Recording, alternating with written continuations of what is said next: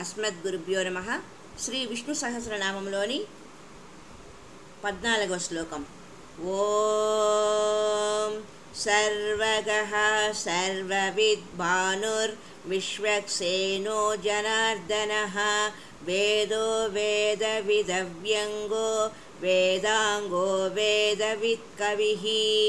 ఓం సర్వగః సర్వవిద్భానుర్ విశ్వక్సేనో జనార్దనః వేదో వేదవిదవ్యంగో వేదాంగో వేదవిత్కవిః.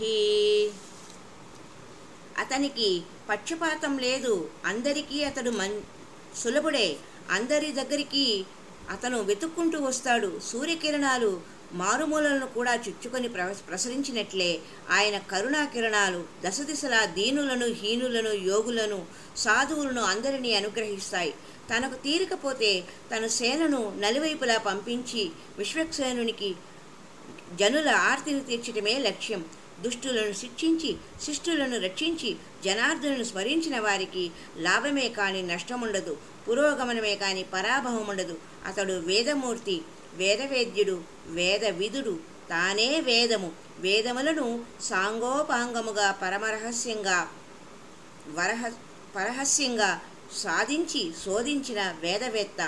ఆయన అవయవములే వివిధ వేదములు. లేనిది సృష్టించి కవయించగల మహాకవి ఆయన. విశ్వమే ఒక మహాకావ్యం. విశ్వకర్మ ఆ కావ్యకర్త. 15వ శ్లోకం. ఓం లోకాధ్యక్షః సురాధ్యక్షో ధర్మాధ్యక్షః కృతాకృతః చతురాత్మా చతుర్వ్యూహ చతుర్దంశా చతుర్భుజః. ఓం లోకాధ్యక్షః సురాధ్యక్షో ధర్మాధ్యక్షః కృతాకృతః చతురాత్మా చతుర్వ్యూహ చతుర్దంశా చతుర్భుజః.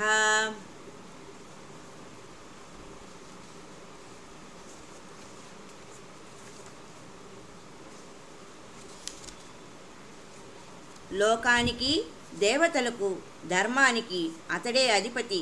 లోకం ప్రజానీకానికి సంబంధించిన జనపక్షం. దేవతలు ఆలోచనలకు, ఆచరణకు సంబంధించిన మేధావులు, ధర్మకర్తలు, న్యాయ పరిపాలనకు సంబంధించిన నిర్ణయాధికారుల వర్గం.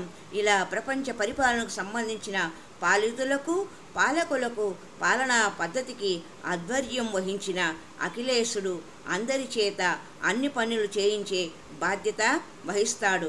లోక పాలకులు, కార్యపాలకులు, న్యాయపాలకులు ఎవరి విధి వారు సక్రమంగా నిర్వహించేటట్టు చూచే సర్వాధికారి. తాను స్వయంగా ఏమీ చేయకపోయినా అన్నీ చేసినట్టే, చేసినా చేయనట్టే. అందువల్ల అతడు కృతాకృతుడు. ఇంత విచిత్రంగా విశ్వరాజ్యాంగం నడిపించే విశ్వేశ్వరుడు 4 రూపాలలో 4 వ్యూహాలను ఏర్పరచుకొని 4 కోరలతో 4 భుజాలతో 4 దిక్కులా వ్యాపించి ఉంటాడు. అతనిని తప్పించుకొని వెళ్లేందుకు వీల్లేదు. జాగ్రత్త అవస్థలో వైశ్వానర రూపంలో, స్వప్నావస్థలో తైజస రూపంలో, సుషుప్తి గాఢ నిద్రలో ప్రాజ్ఞ రూపంలో, ఈ మూడింటికి అతీతమైన తురియావస్థలో సర్వేశ్వర రూపంలో పరమాత్మ తన ఆత్మవైభవాన్ని ప్రకటిస్తూ ఉంటాడు. ఒకప్పుడు వాసుదేవునిగా ప్రపంచమంతటా వ్యాపించి ఉంటాడు. మరొకప్పుడు సంకర్షణ రూపంలో సమస్త జీవరాశిని తన వైపు లాగుకొని గంభీరంగా ఉంటాడు. ఒకానొకప్పుడు ప్రద్యుమ్న రూపంలో వెలుగులకు వెలుగుగా నిగనిగలాడుతూ ఉంటాడు. ఒకానొక సమయంలో ఎవరికీ లొంగని అనిరుద్ధ రూపాన్ని ధరిస్తాడు. 4 భుజాలతో పరవాసుదేవుడై భక్తులకు పారవస్యాన్ని ప్రసాదిస్తాడు.